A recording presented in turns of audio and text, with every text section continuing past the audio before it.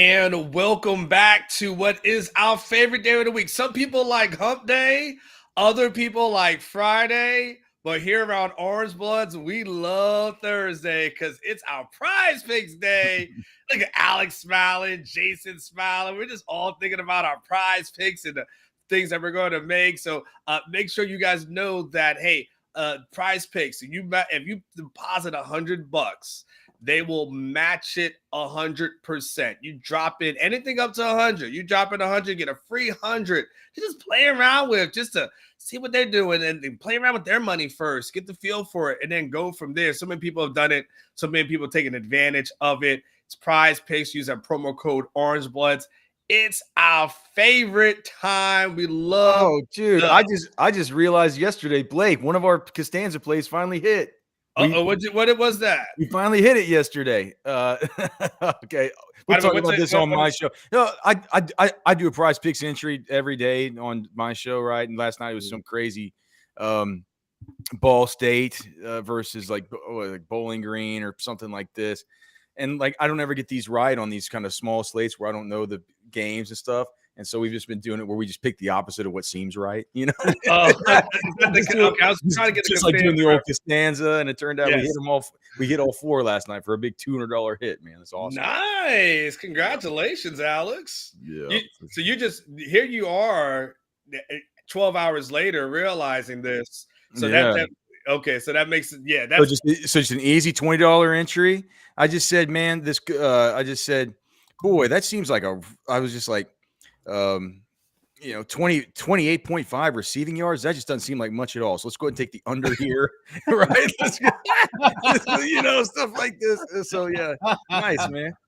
All right, congratulations, nice payout for you guys. Yeah, good stuff. Well, we'll get into our PrizePicks things as of right now. We don't have anything, but maybe by the time the end of the show, we'll have some PrizePicks stuff to start with. But Jason, I'll start with you. Texas versus K-State. It's interesting because, Jason, I know you've gotten into the matchups. It's an interesting one for me because K-State comes in kind of hot at this moment, playing good on both sides of the ball. But there's some question marks as to who they've actually played, and they've played a team as good as Texas. And so kind of give me your thoughts on this game as you kind of look at the matchups. Yeah, they certainly haven't played a team as good as Texas. But, if we're looking at recent results, I mean, they have beat the crap out of their last two opponents, including a Houston team that took Texas down to the wire, and Texas was fortunate to get out of there with a win 2 weeks ago. So, I get it. Things change from week to week, but if we're comparing the last couple of weeks, I mean, Kansas State's the hottest team in the Big 12, playing better football than Texas. You can make an argument. Are they a better team than Texas? I don't think so. They're certainly not more talented. I broke down the matchups on paper. I mean, it's really close. Like, I think, K-State's pretty efficient with their passing game. They run the ball well. Obviously, Texas has a great run defense. Something's going to have to give there. Texas offensively, Kansas State has a really good run defense. Texas obviously runs the ball really well. We've got Malik Murphy making his second start against the Kansas State secondary. It's gotten better, but early in the season they were giving up some big plays, so that's something to keep an eye on. I think I'm trying to remember. I think they're 7th or 8th maybe in passing defense, but like second in pass efficiency defense, Kansas State is. So, they're efficient, but they still give up some yards. So pretty even on paper, man. I've got Texas with the slight advantage. You and I talked on Tuesday, and I was finding myself thinking on Saturday, I was like, I'm going to pick Kansas State next week. And I was already had that thought in my head Saturday night. I don't know. I keep going back to this. I'm like, you know what? Texas is at home. I mean, Malik Murphy, we'll see what he's made of this weekend. I just think if this Texas team, 7th in the country, is as good as anywhere close to being as good as we think it is, playing at home, and if Sark has this program taking the next step, and it's unlike the past several years under Sark and Herman and everybody else, this is a game Texas needs to win. They would probably lose this game. I'm giving them the benefit of the doubt, man. I think it's going to be lower scoring than what's the total, Alex? Do you have that handy? I know the spread was like 4.5. I think it's 49.5. Okay. So I'm not too far off. I'm gonna take Texas to win the game, Anwar. Oh, and my mind keeps. I'm having a tug of war internally because I keep thinking like, I don't know, man. Maybe K-State, maybe the better team, but I'm going to give Sark the benefit of the doubt. They're at home. Texas has so much talent. I'm going to take Texas 28, K-State 24. So I've got what I guess it'd be here. And is the line still 4.5? So I guess I'd have Kansas State covering by a half point if that's still the line. But I'll take Texas 28, Kansas State 24. Interesting. Alex, Texas has scored over 30 points in every game this season. It's the first time in program history. So I'm kind of curious from you, when you start thinking about this game, I know you've done your thoughts and processing and breakdowns of it. What kind of rolls around in your head? I mean, a lot does. And I'm like Jason, man. I haven't done the matchups breakdown or talked to their editors at their site like he does and stuff like that. But I have watched them. I've watched 2 games, Texas Tech and a lot of the Houston game, and there are guys on that. K-State's got some guys who will worry you, right? On offense, Avery Johnson, the young quarterback, that guy's just.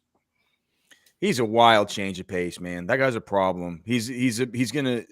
Jason, did they talk about him in your matchups? Whether how much they're planning on playing him and stuff? It's kind of like it varies from week to week. He didn't get in the Houston game last week till later in the game, so it's just kind of a feel thing, and they'll just probably ride the hot hand. The people I talk to expect both quarterbacks to play. It'll be Will Howard starting almost certainly, but how early they'll go to Avery Johnson, it might just depend on how Will Howard's doing early on.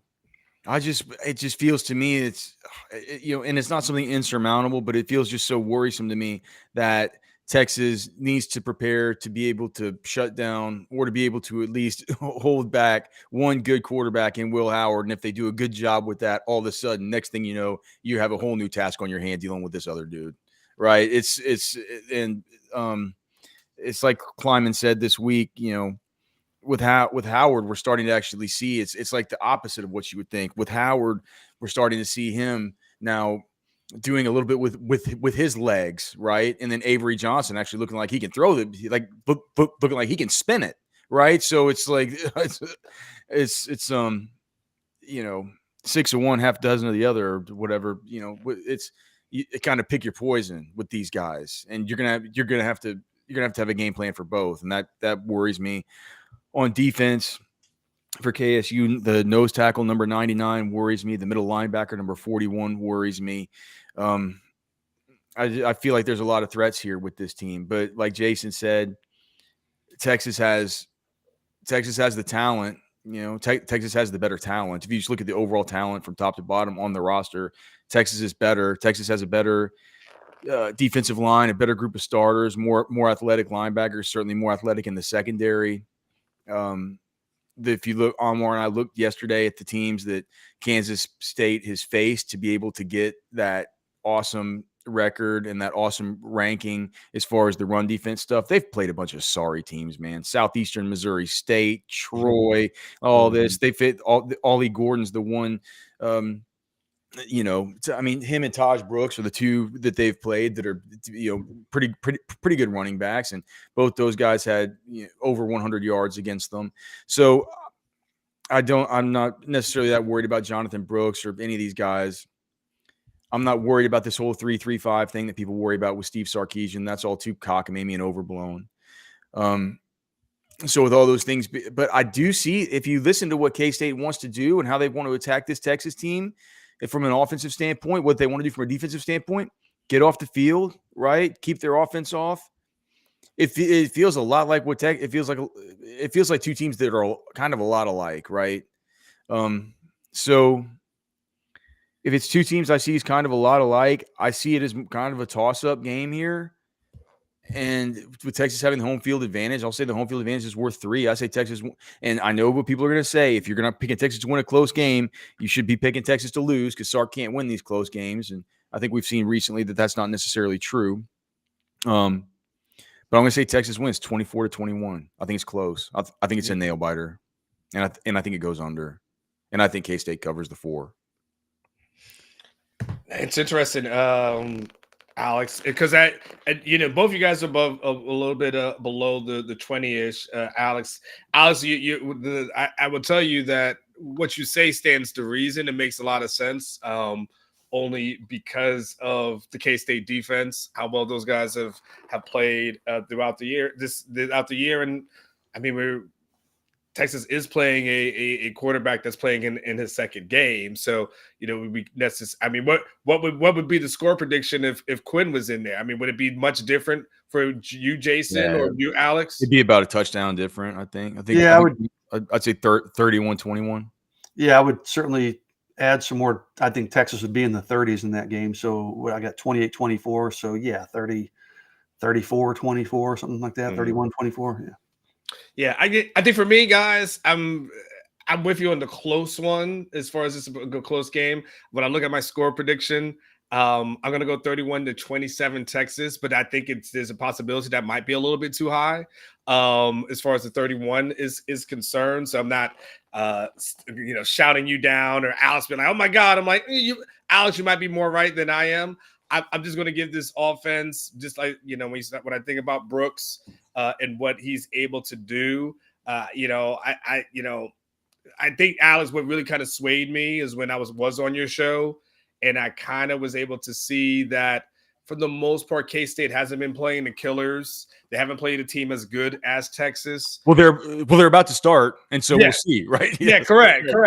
And so I can't ignore that for whatever it's worth, that K-State hasn't beaten Texas in the last 6 games. Tom Herman never lost to them. I mean, even Steve Sarkisian in a 5-win season still beat K-State. So, and they beat K-State last year when K-State goes on to win the Big 12 championship, right? So there's a part of me that looks at everything and I'm like, I hear what you're saying about K-State, and I know the not you guys, but in theory, and I know that they're supposed to be a little bit better, but I also know that Texas has had success against them, and maybe all the good things come to an end, but I feel like this team has been good enough. And the other thing, I feel like when Texas has to play good opponents, they've kind of risen, up for that occasion. So for overall for me, I'm going to go 31-27 Texas, but with the understanding that Alex's score might be a little bit more accurate than mine's is. It's kind of like a fantasy team, and you got to get to pick your guys, and you look at someone else's team like, I think I like theirs good, but a little bit better. But this is where I'm at. So I guess I'll go ahead and ride with my guy. I think I can make it happen. So all right. So we got 28-24 Jason, 24-21 Alex. I'm at 31-27. Let's think of the prize picks portion of it for a second. Actually, there's a super chat that's in here. I guess I think it's been answered, but do you think this would be a high or low scoring game? And do you think we can win by more than one score?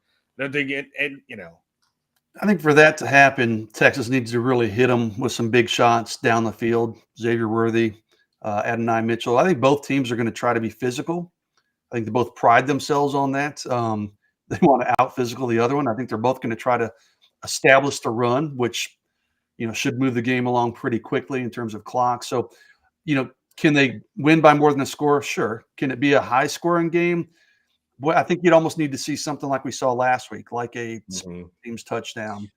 If it's a high scoring game, Texas will be in luck, because what that's going to mean is that Kleiman decided to move 8 into the box against Texas to just dare Malik Murphy to participate in this game and make him beat you over the top, and it means that he was doing it. Right. So I think that's the, if it's not this grinded out game that Jason has said it's going to be, but it turns out to be a high scoring game, the only way that you can logically get there is by them defeating these 8-man boxes, by just taking advantage of what's available behind the defense. Well, yeah, I mean, I do so many shows, but somebody on some show this week had said that if Will Howard's throwing the ball a lot of times, then it's probably going to favor Texas because the less Kleiman even said he said if this is a game where we have 55 pass attempts, we're not winning this game. Yeah, there you go. Yeah. So there's that. So Alex, I'll defer to you on this portion of it. We don't have any prize picks that are up at this moment for Texas as we are, we're live at this moment at 10:19 a.m. Someone may be seeing this on a replay, later today or tomorrow. If you had a guess on the lines of the guys, Alex, give us your thought process of what those numbers might look like for Texas. Okay. Well, so I guess we start with Jay Brooks, right? I mean, it feels like he's kind of the centerpiece of what's going to be happening here offensively.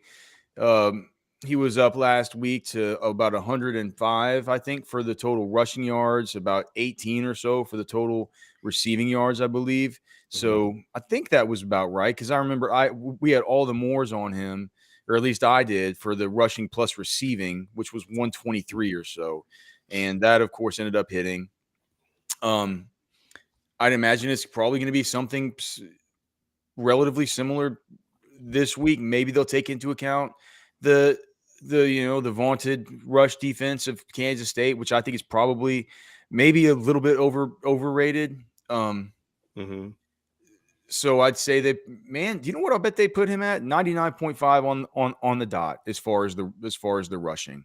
I think it'll be 99.5 on the dot simply because they'll look at the matchup and they'll also look at last week. It was actually, you guys might not they're going to start whenever they start breaking out this stuff and they start building their projections.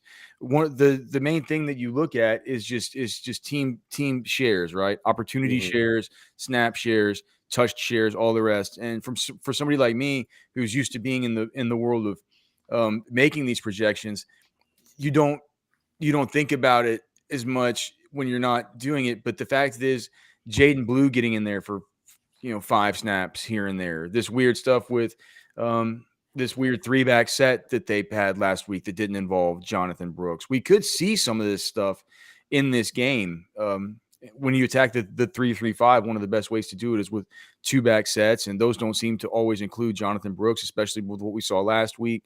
And then if you just look at the skill player participation from this last week, Jay Brooks's snap share was down to 52.54% versus 38.98% for CJ Baxter, which is a much closer split than we've seen, of course, in the last 2 weeks, at least ever since the OU game where they were really leaning on Jay Brooks. So I think that they would look at that. They project a little bit thinner distribution there. And they're going to not have him above 100 this week. So I'd say 97.5 to 99.5 for the rushing, probably 14.5 to 16.5 for the receiving. What do you think? What's the number what's the number that would move you, Alex? If it's at 97, I'm just to the point where I just take the more on Jay Brooks. I just take the more. He's going to get more. So, but if it got up above 100, I'd be a little bit worried. Just for the reasons that I laid out. So last week too, Alex, Malik was at 238.5. I'm just looking at some of the ones I played on. Malik was at 238.5. CJ Baxter was at 38.5 from a rushing yards perspective. Adonai Mitchell was at 44.5 receiving yards, and Brooks was at 18.5 receiving yards as well. Those are some of the guys I played. And, of course, Bert Auburn was at 7.5 kicking points. So you played those guys, or are you? Yeah. I lost most of all of them. Yeah, yeah. And I got all my L's up here. So wait, are you asking me how I would project each one of those guys? Yeah. Like what do you think? Yeah, I'm curious what you project. Malik was 238. You like 238 is what he was last week. 238.5 last week, and he finished. I think surprised all of us, right? None of us 70. None of us guessed nearly that high. So yeah, I'll be interested to see if they come down on that number this week. They're probably. I mean, I think they will, right? And if they come down too much, Maybe But you also have to, sorry, Alex, you have to factor in the gameplay. He threw for 170 last week. They didn't need to throw the ball much, in the third or fourth quarters. I mean, you mentioned Jaden Blue. His work was late, all of it. CJ Baxter, he got 9 carries, I'm looking. Disappointingly, only 22 yards. I don't remember. I don't remember whether the majority of his touches in the second half. Do you remember that, Alex, or was it kind of split pretty evenly? Let's see. So in the first half, it was so in the participation. Let me just pull the participation log. Yeah, and while you're looking at that, I mean, Brooks went for 98 last week, 99 the week before against Houston. So I got to think, man, they'd like to get him back over this 100-plus mark. I'm with you, Alex. I think the line on or the more or less on Brooks will be probably under 100, right around 100 or a little less. And I think I'd be inclined to take the more. I think it's a good K-State run defense, but this feels like a game where Texas knows Brooks has to get going, and maybe they feed him the ball and get him 22 carries, and then in addition to whatever he gets in the passing game. It was 11. It was like, I think 11 snaps in the first half, 13 in the second. So pretty even. Okay. Yeah. They play him a lot. I think they play him more than they probably should for this year. I think Baxter will be great next season, but I think this is a game where I wouldn't be trying to force a square peg into a round hole if Jay Brooks is running the way that you want him to be running right now. Especially, man, it's like, they're like, we can't figure out our problems at the goal line. We can't figure them. Well, hey, maybe just have Jay Brooks out there for all the goal line stuff. Just not have, you know what I mean? Like, I know that he's had sequences where he's failed too, but anyway. Yeah, just go traditional, like let him be LaDainian Tomlinson or Priest Holmes down there. You don't have to get cute necessarily with the Wildcat or the jumbo package. Just right, exactly, Jason. The 3 tight ends and 2 defensive linemen and all that. Like you're down there you're down there and 1 foot away. Just line up like you would line up to run a regular old play, and then just hand it to Jay Brooks. Spread the defense out a little bit. Like when you get down, this is completely off the map, right? We're talking red zone efficiency when that's not the topic of the show, but when you're down there. You're 1 foot away. Everything's so much tighter. There's so much less space. Why would you think something to constrict things even? Yeah, you're further? Inviting that even more when you bring in those other guys, right? So wild, man. Yeah. I remember the good old days of things called like a QB sneak, like that.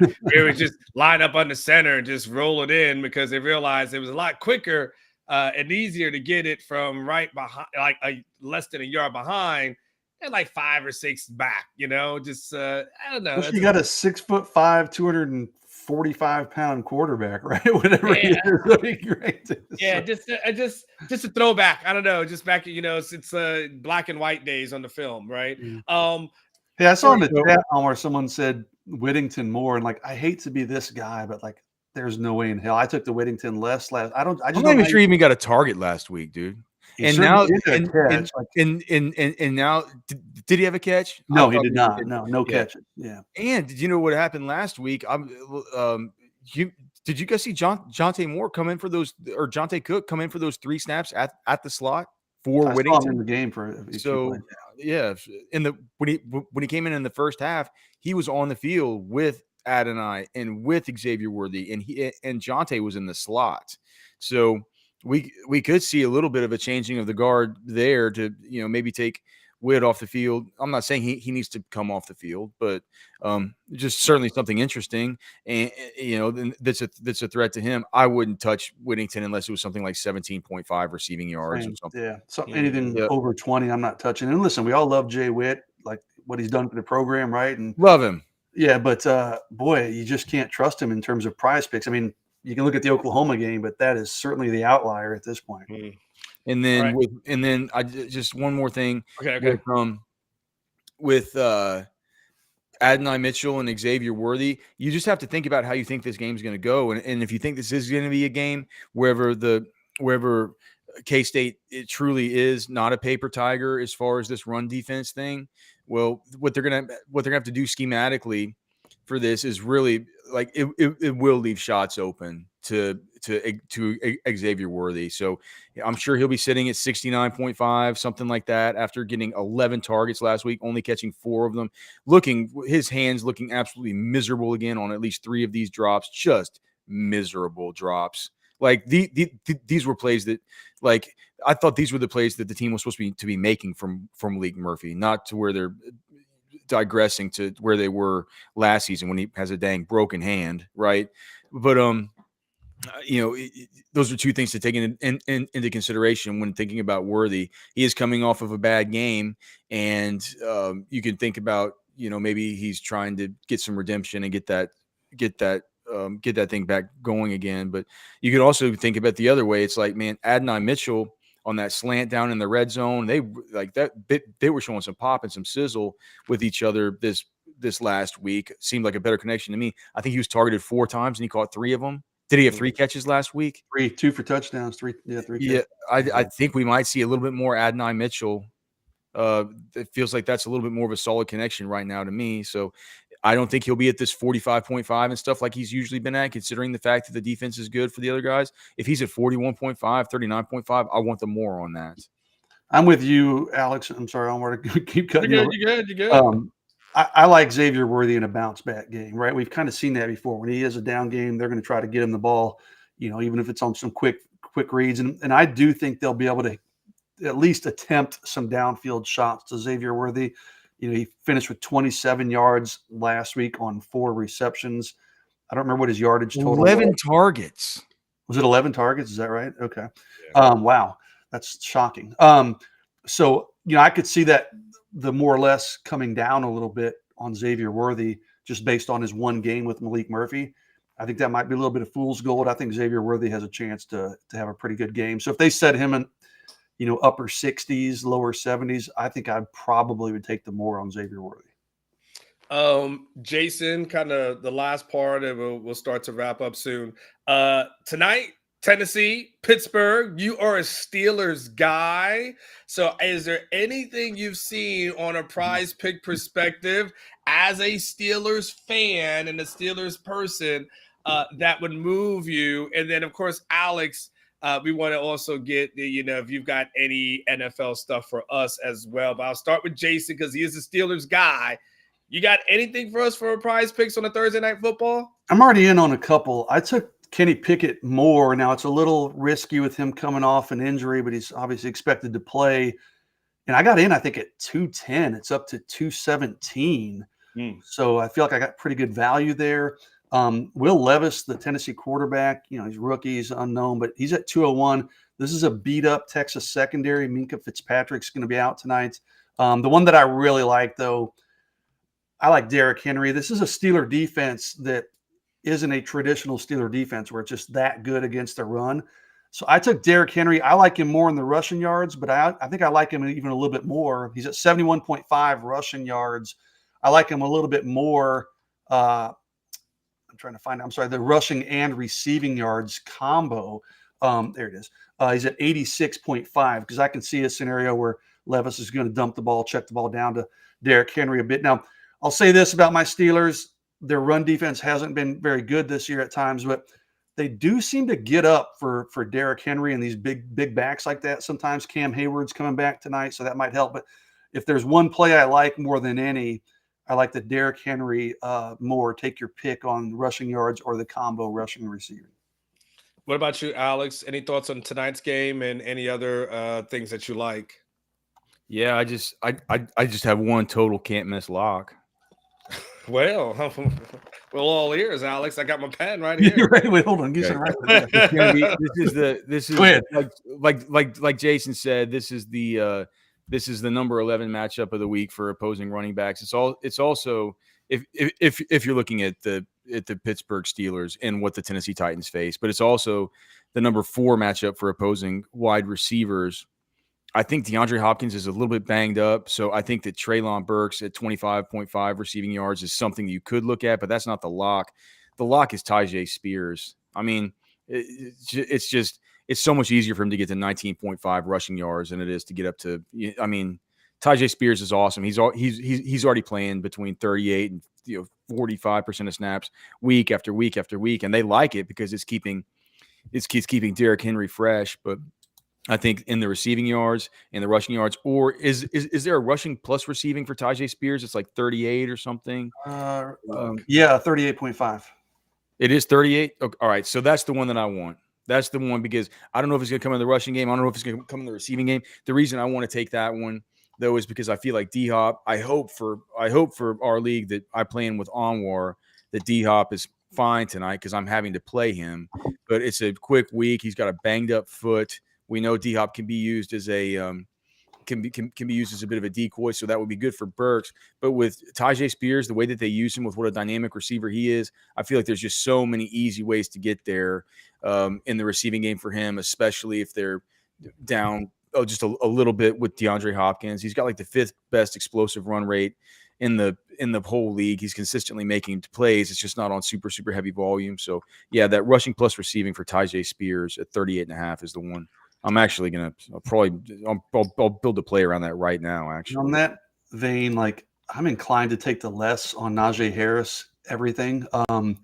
He did hit some things now. Jason. He did hit the more last week for me on I think it was rushing and receiving yards, but that's because the last drive of the game they're down by 2 scores. I think he had 3 catches, so he got some junk yards and he covered by a half a yard. But honestly, Alex, Jaylen Warren's as a Steeler fan. And all my friends feel the same way. Jaylen Warren's the better player. We'd rather see Jaylen Warren out there than Najee. But Najee just doesn't do well against physical teams for whatever reason. Tennessee is a physical team. Jeffrey Simmons, Tier Tart, you kidding me? That's not a Najee Harris type of defensive line, brother. Yeah, I'm taking the less on Najee Harris, I think, in tonight's game if I'm making a play on the Steelers. And just on fantasy score. I'm sorry, on rushing and receiving yards, and maybe fantasy score too. But I always worry about fantasy score because you can get a cheap touchdown could bust that. But his rushing receiving's at 58.5. His rushing is at 44.5. So take your pick. But I think rushing and receiving, I'd probably take the less on Najee Harris. I'd probably take the less on both of those actually. And that's it. It's a Taj Spears for you, Alex. That's kind of the can't miss. Yeah, Tajay Spears. I mean, of course, nothing's truly a can't miss lock, but I mean, it feels like I'm definitely building around. Like that's the first one that I'm putting in my entries tonight. All right, and by the way, real quick for you, for those who are out there, they've got CeeDee Lamb at 73.5 receiving yards, Dak at 250.5. Tony Pollard at 53.5 rushing yards. You touching any of that, Alex, from for the Cowboys fans that are out there? I mean, well, Philly's just they're at Philly, and for at least for Pollard, I mean, it stinks because I've had to make a trade for Tony Pollard in our league actually with Cash just yesterday, and I'm not excited to have to play him this week at Philly, but I think 50. Oh, gosh, it's a division game where anything can happen. Philly's the number 2 matchup of the week this week for opposing wide receivers. So, let me ask you this: Brandon Cooks has scored the last 2 weeks. This feels like what is his fantasy score? Is his up yet? Let me see. No, they just got him at the receiving yards right now at 35.5 receiving. Oh God, 35.5. Yeah, I kind of like that, but as long I don't know. I think CeeDee's probably fine. What'd you say it was 73.5? Yes. After he went Jerry Rice last week.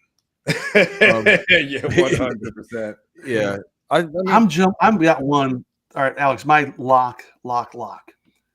AJ Brown, 80.5 receiving yards.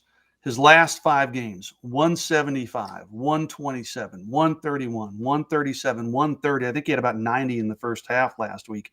He has that 100-yard receiving game streak going. I don't even remember how many games it is up to now. They're going to want to keep that thing going against Dallas. They're going to need points. They know that. They're going to be throwing the ball. That to me seems crazy low. 80.5 for AJ Brown. I am pounding the more on that one. I did it last week. It hits. I do it every week. Yeah, I've been doing it every week. I'm not. I feel a little nervous. I feel a little bit nervous this week, but I mean, I'm gonna keep doing it. I'm gonna keep doing it.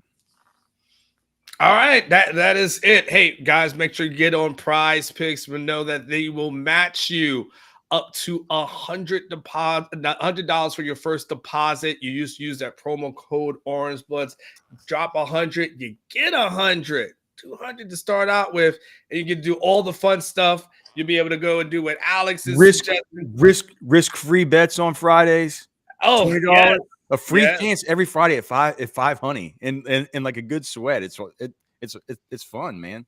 And you don't lose any money. Dude, I think this fall, I think I've had probably 7 or 8 where I've hit 5 out of 6. I cannot get that connection to hit all 6 of them. I had on Sunday night football, I had hit 5 out of 6 on my free flex play, Alex. The only one I had was Cole Kmet for the Bears under, and he busted it in the first half. This was Sunday night, and it was the Bears versus who the Bears played. Do you guys remember? I don't remember. I didn't give a crap about the game, but I was like, hey, I told my wife, I don't remember.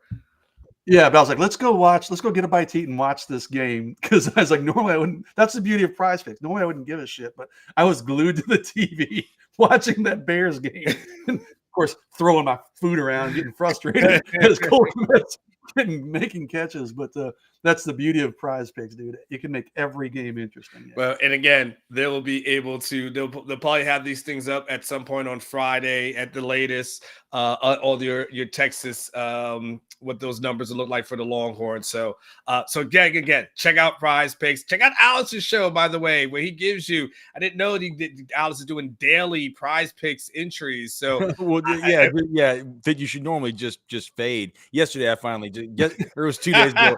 It's 2 days ago after doing this thing for like 2 months and not hitting on a single one of these flex plays. I was just like, dude, I'm gonna look at it. I don't know who these players are as usual, but I'm gonna look and just see the thing that doesn't make sense and pick that thing. Hey, Alex, let me give you my strategy, and I'm not saying to use it, but it has worked reasonably well for me on these like Tuesday, Wednesday, Thursday night college games. I'll look, and if one team is like 14-point favorites, then I'm taking all the lesses on that team's passing totals for receivers and quarterbacks, more for running, because they're usually going to be running the ball in the second half.